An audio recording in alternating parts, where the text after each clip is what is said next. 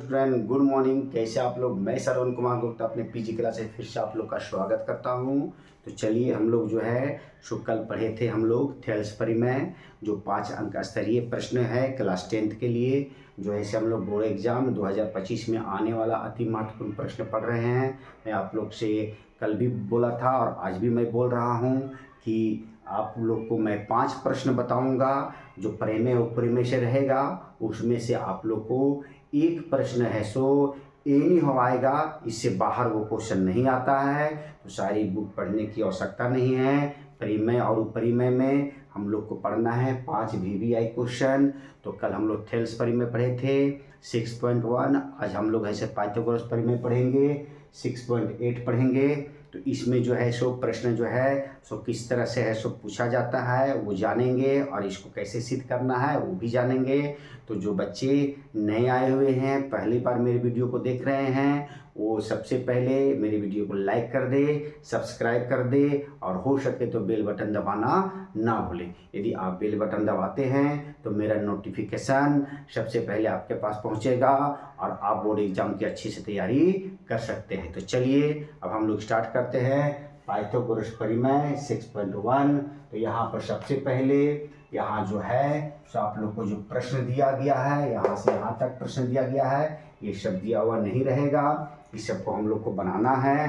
तो सबसे पहले हम लोग को लिखा हुआ है, सिद्ध करें कि एक समकोण त्रिभुज में कर्ण का वर्ग अन्य दो भुजाओं के वर्गों के योगफल के बराबर होता है। तो सबसे पहले हम लोग एक समकोण त्रिभुज बनाए हैं। इस समकोण त्रिभुज में बोल रहा है कि कर्ण कौन है, कि ये बड़ी भुजा को ही कर्ण बोलते हैं हम लोग, और ये दो छोटी भुजा है AB और BC। अब हम लोग को इसमें बोल रहा है कि जो कर्ण का वर्ग है, मतलब AC का जो स्क्वायर होगा वो AB का स्क्वायर और BC का स्क्वायर, मतलब इसका वर्ग और इसका वर्ग को जोड़कर दोनों बराबर होंगे, और नहीं तो क्वेश्चन चेंज किया हुआ रह सकता है। तो इसमें आप लोग सब समझ गए हैं कि सबसे बड़ी भुजा जो होता है वह कर्ण होता है, और सबसे छोटी भुजा वो होता है आधार होता है, और उसके बाद जो सेकेंड भुजा जो होता है वो लंब होता है AB। तो यहाँ पर लिखा हुआ रह सकता है, सिद्ध करें कि एक समकोण त्रिभुज में बड़ी भुजा का वर्ग अन्य दो छोटी भुजाओं के वर्गों के योगफल के बराबर होता है। तो आप लोग इस प्रश्न को दूसरे टाइप से लिख सकते हैं और लिख लेना है आप लोग को। तो चलिए सबसे पहले हम लोग एक समकोण त्रिभुज बना लेंगे। तो मैं आप लोग के लिए समकोण त्रिभुज पहले से बना कर रखा हूँ। यहाँ पर मैं एक समकोण त्रिभुज बना लिया ABC, और ये 90 डिग्री का होता है। तो दिया हुआ जो है उसको सबसे पहले हम लोग लिखते हैं, हल लिखेंगे। दिया है कि ABC एक समकोण त्रिभुज है। ABC क्या है? एक समकोण त्रिभुज है जिसमें कोण भी है, सो कितना डिग्री का होता है? 90 डिग्री का होता है। तो ये 90 डिग्री का हम लोग को लिख देना है। उसके बाद सिद्ध करना है कि लिखकर डैश दे देंगे। तो सिद्ध क्या करना है कि सबसे जो बड़ी भुजा होता है, मतलब कर्ण का स्क्वायर, मतलब कर्ण क्या है तो AC का स्क्वायर, वर्ग कर्ण का वर्ग बोल रहा है तो वर्ग का मतलब होता है होल स्क्वायर, AC का स्क्वायर कर दिए। अन्य दो भुजा कौन कौन बच रहा है तो AB और BC। तो अन्य दो भुजा का वर्ग AB का स्क्वायर, मतलब इसका भी वर्ग हो गया और इसका भी वर्ग हो गया, और योगफल का मतलब होता है जोड़ के बराबर होता है। तो बराबर लिख दिए। तो हम लोग को सिद्ध करना है कि AC स्क्वायर बराबर AB स्क्वायर जोड़ BC स्क्वायर, ये हम लोग को सिद्ध करना है। अब इसके आगे हम लोग को क्या करना है, तो यहाँ पर जो है से ABC जो भुजा जो दिया गया है AB, BC और AC, तो AC पर हम लोग एक लंब डाल देंगे BD। क्या डाल देंगे? BD। तो उसको हम लोग बोलते हैं रचना। रचना का मतलब होता है कि और हम लोग इसमें क्या है सो किए हैं। तो रचना या बनावट में तो BD जो है सो लंब डाले हैं। कल हम लोग बताए थे उल्टा T को हम लोग लंब बोलते हैं। तो BD जो लंब डाले हैं, BD जो लंब डाले हैं किसमें? AC पर डाला। तो इतना हम लोग है सो सबसे पहले कर लेना है। अब चलिए हम लोग को प्रमाणित करना है, क्या सिद्ध करके लाना है? AC स्क्वायर बराबर AB स्क्वायर जोड़ BC स्क्वायर। तो यहाँ पर हम लोग लिखेंगे सबसे पहले प्रमाण लिखेंगे। तो प्रमाण लिखेंगे तो तो बहुत सारे स्टूडेंट को इस तरह से चित्र में समझ में नहीं आता है, तो आप इस चित्र को इस प्रकार घुमा सकते हैं और इस चित्र को आप लोग है सो इस प्रकार भी बना सकते हैं। इधर हम लोग को ऐसे छोटा ले लेना है, इस प्रकार से हम लोग जो है सो बना सकते हैं। देखिए मैं इस चित्र को जो हूँ इस प्रकार से मूव कर दिया हूँ, AC को नीचे ले आया हूँ, AC जो है इसे हम लोग का नीचे आ गया और यहाँ पर क्या है ये B हो गया और ये क्या हो गया नीचे D हो गया। तो इसमें कर्ण क्या हम लोग का, तो ये AC है और छोटी भुजा है सो क्या है हम लोग का ये BC है और AB है सो हम लोग का लंब हो गया।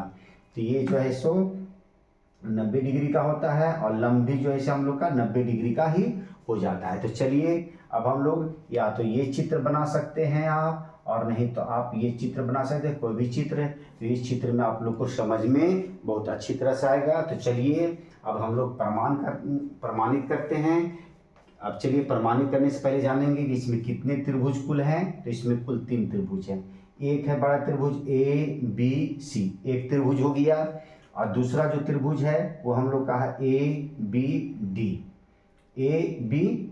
और तीसरा त्रिभुज हो गया BDC। तो ये हम लोग का तीसरा त्रिभुज हो गया। तो इसमें सबसे बड़ा त्रिभुज को सबसे पहले एक छोटा त्रिभुज इसके साथ लेना है, फिर इस बड़ा त्रिभुज को एक छोटा त्रिभुज हम लोग BDC के साथ इसको लेना है। तो यहाँ समझने के लिए हम लिखे हैं, 1 और 2 आप लोग को एग्जाम में नहीं लिखना है। तो चलिए हम लोग लिखेंगे बड़ा त्रिभुज ABC समरूप, ये समरूप का चिन्ह है, त्रिभुज ABC लिखे हैं, इसके साथ लेंगे ABD को लेंगे, ABD हो तो मतलब समरूप हो, तो समरूप भी करके हम लोग बना सकते हैं तो लॉन्ग जाएगा। और हम लोग अगर लिख देंगे अगर समरूप हो तो कैसे लिखना है, तो लिखेंगे AB बटा AD, AB बटा AD बराबर AB बटा AD लिखे हैं इस त्रिभुज में। अब पूरे त्रिभुज में लिखना है तो AC बटा AB लिखेंगे या AB बटा AC लिख सकते हैं। क्या लिख सकते हैं, AB बटा AC लिख सकते हैं। देखिए AB बटा AD लिखें और AB बटा AC, क्योंकि ये त्रिभुज और ये पूरा त्रिभुज हम लोग लिए हैं। लेकिन यहाँ पर हम लोग को क्या करना है, ध्यान देना है कि सबसे पहले हम लोग को AB स्क्वायर लाना है। क्या लाना है, AB स्क्वायर। तो देखिए AB को AC से गुना करेंगे तो AB स्क्वायर नहीं आएगा, लेकिन AB और AB को गुना करेंगे तो AB स्क्वायर होगा। तो AB तो ऊपर गुना तो होता नहीं है, तो इसको हम लोग उल्टा लिखेंगे, AC बटा AB लिखेंगे। इस चीज को हम लोग को ध्यान रखना है गुना करने वक्त। तो यहाँ पर लिख देंगे उल्टा, AC बटा क्या लिख देंगे, AB लिख देंगे, और यहाँ पर लिख देंगे क्रॉस मल्टीप्लाई। क्या लिख दिए हम लोग, क्रॉस मल्टीप्लाई। अब चलिए तिरछा गुना कीजिए तो क्या हो जाएगा, AB स्क्वायर बराबर AD गुने AC, AD गुने AC। अब इसको हम लोग समीकरण 1 मान लेंगे। अब उसी प्रकार चलेंगे हम लोग। तो चलिए इस त्रिभुज को हटा देते हैं, इस त्रिभुज से समझते हैं हम लोग। चित्र में हम लोग किसी त्रिभुज को बनाना है। अब चलेंगे उसी प्रकार